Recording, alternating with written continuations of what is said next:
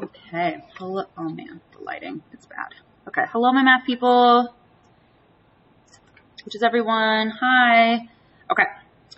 What we're doing today is we are determining the slope of a line from points or graph. You might have seen in another video us determining slope from an equation. Now we're going to do it if, imagine I give you a picture of a graph and we're wondering what's the slope of that line, or if I give you some information about coordinates, which you'll see in example 2.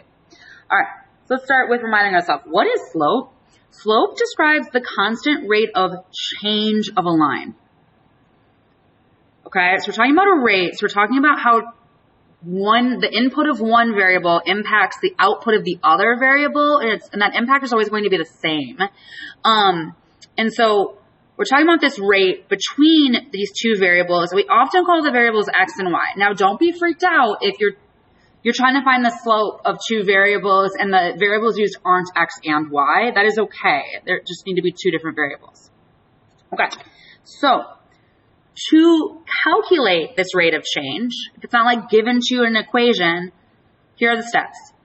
First, you're going to find two coordinates. And again, we're often dealing with an x and a y, okay, on the line. And you're going to code those coordinates. You can think of those coordinates as basically x1 and x2. There's just a little 1 and a little 2 there to talk about, hey, the first coordinate and the second coordinate. And then y1 and y2. Oh man, sorry guys, I flipped my colors. Okay, I'll use pink now for x and yellow for y though. Okay, so how can we find the rate of change between these? There's two ways. We can either subtract our y2 and our y1s, so subtract our y coordinates, and then it's a rate, so we're going to divide, okay? Subtract x2 minus x1, so using kind of that formula. Or you can count the rise, which will tell you your change in x. Instead of by subtracting, we're going to count over the run. So instead of subtracting our x coordinates, we're going to count the change between them, okay? So I'll show you what that looks like here. So it says example 1, find the slope of the line graph below.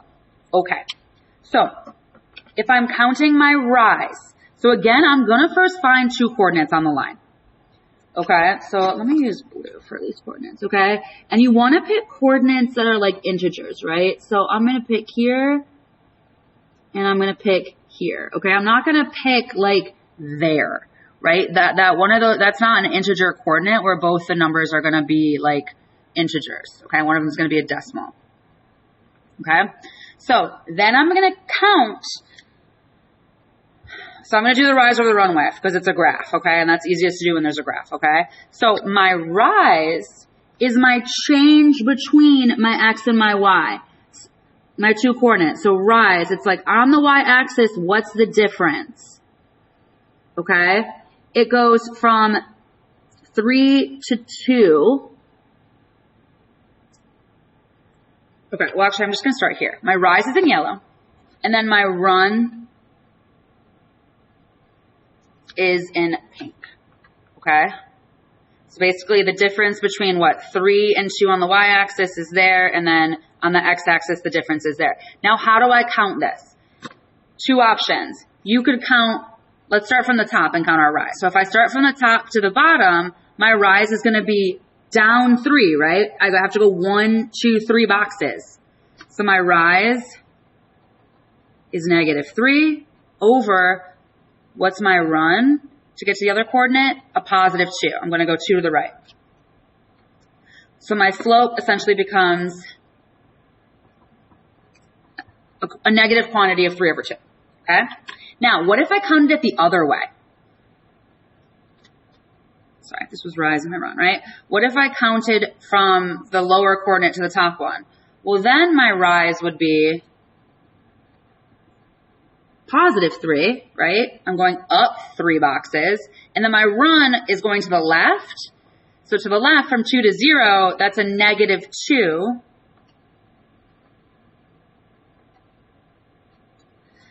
Notice I still get a negative quantity of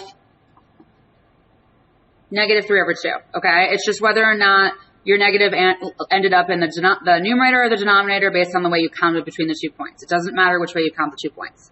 Okay, and that's our slope. Negative 3 over 2. Okay, so let's do example 2. Example 2 says, oh man, triangle ABC is graphed in the standard XY coordinate plane such that A, B, and C are located at 1, 2, 1, 3, and 3, 2. Okie doke. What is the slope of the line that connects A and B? Okay, so these are listed, I think, in the same order as the letters. So it looks like A is at 1, 2, and B is at 1, 3. Okay, I want to find the slope between those 2 points. Now, I could graph it, or because I'm given 2 coordinates, I could just do this. All right, so I could just do my formula. So I'm going to do that. So I'm going to code these x1, y1, x2, y2. And now what my formula tells me to do, to count the change, here I counted, but I could have subtracted, right? I could have been like, oh, 2 minus 1 is 2, or 3 to 0 is 3 minus 0 is 3, to see that change, okay? But here, I'm just going to do 3 minus 2, so that's me subtracting, right, my y coordinates for here and here. And then whatever order I subtract, it doesn't matter, honestly, if I were to do y1 minus y2, the formula says y2 minus y1. It just matters that whatever order you pick in the numerator, you do the same thing in the denominator. So if I'm going to do y2 minus y1, I got to do x2 minus x. 1 minus 1. All right, so that's me subtracting my x's. Great. Okay, so what's 3 minus 2? That's 1. What is 1 minus 1? That's 0. Oh man, you can't divide by 0. So this is undefined. Ooh, tricky. Okay. Which actually makes sense because if I were to plot this, look, they both have the same x coordinate. So this is going to end up, if I were to sketch this really quickly, man, 1, 2, and then 1, 3. Yeah, a vertical line is formed, which has an undefined slope.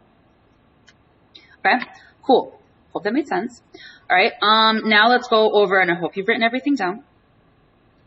Okay, now let's go over an example that might seem a little less obvious about like what to do. So, you know what I mean? If it says like, hey, what's the slope of this line? You know, you're just going to do the formula. Or what's the slope of this line? You're just going to like count your eyes over your run or whatever.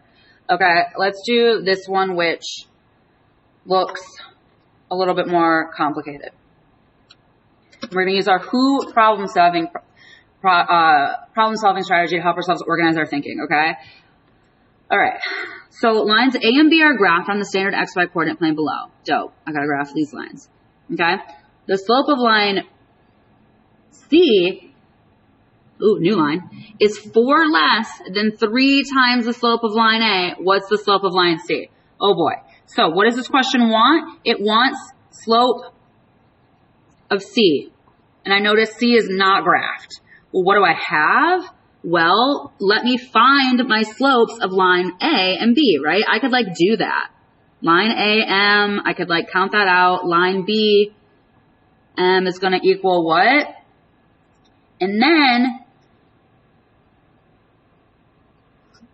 it makes, I better make sure when I do my slope of line C, right? It's 4 less, so take away 4, than 3 times whatever A is. So actually B, I'm going to cross this out. You're not even relevant. We don't even care about line B, okay? So how are you going to connect your thinking? Well, pick 2 points. Maybe you pick a point here. I'm going to count my rise over my run. Count your rise over your run, whether you go up to the right or to the left and down, doesn't matter, okay? And once you find that slope, make sure you take away 4 from it after you multiply it by 3 and then take away 4 from it. Okay, so I'm going to leave this one to you. You got this. 6 is a little tricky. We believe in you though. Have a good rest of your day. Thanks for listening.